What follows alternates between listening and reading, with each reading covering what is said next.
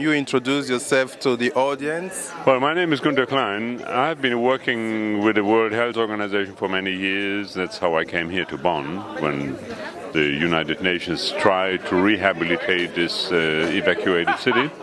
And I came across various institutions, and after all this political business with hundreds of ministers, I retired.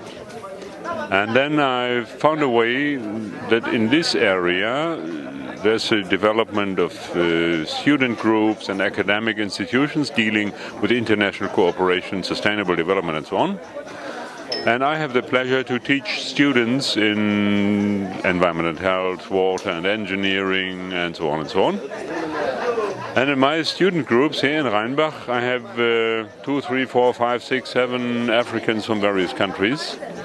And the sentence I liked best tonight was that my student Tambu said that I helped her to speak about what she is and what she knows and what she does. And all these German lazy students were sitting there and listening and trying to understand, oh, there's something going on in the rest of the world. And that made it worthwhile coming here.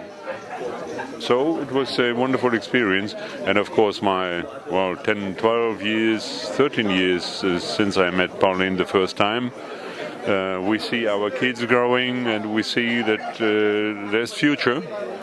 And the purpose of my rest of my life is to hand over to the next generation. And I was pleased to see 2 of my students here, and the next generation is there to take over. And then I can retire in 10, 20 or 30 years, we'll see. You know, in your speech, and you mentioned something about Kofi Annan, and so tell us about your relationship with Kofi Annan.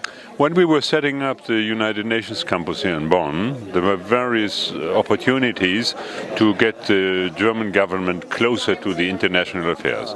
You know, Germany is very concentrated on we know we can, yes, we can everything.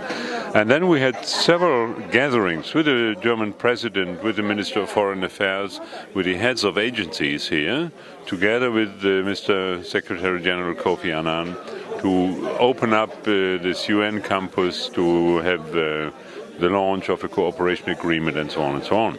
And on these opportunities I had the pleasure to see this great wise man and really get the I would say the energy which he was collecting when he went to harvest the Nobel Prize for Peace for the United Nations.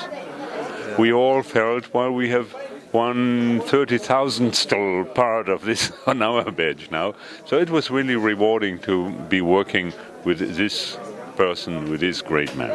Wow, it's really great. You know, you are a German. Which city are you from?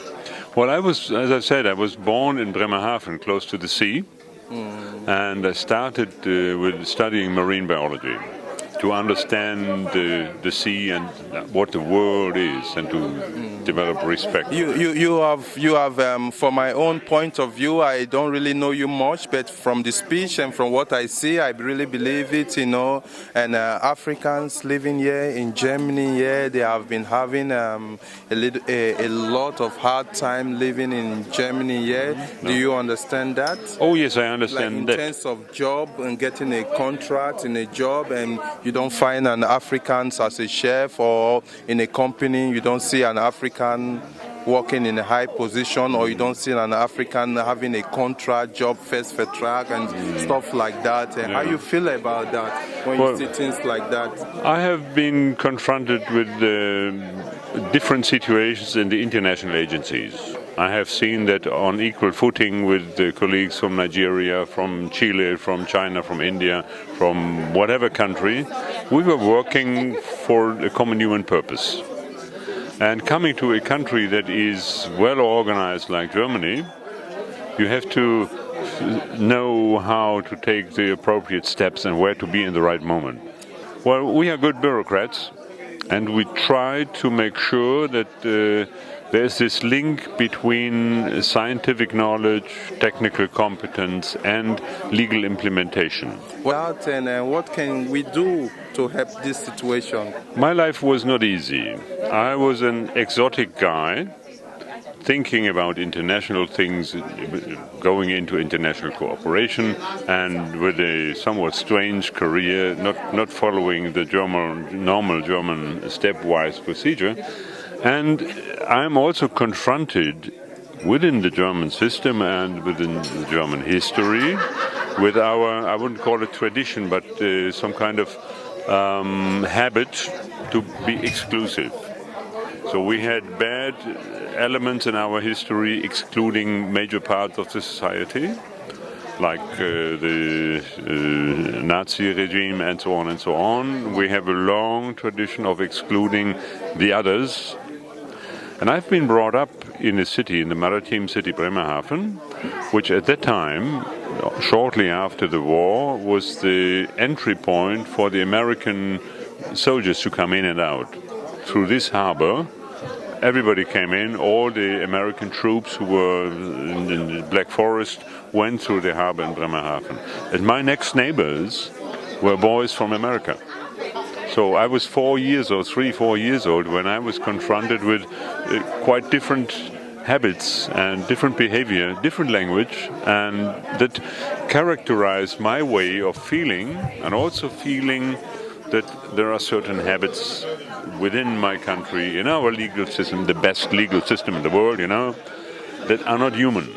Yes, man. So this is the contrast. We are perfectly organized. That's great. But life doesn't follow.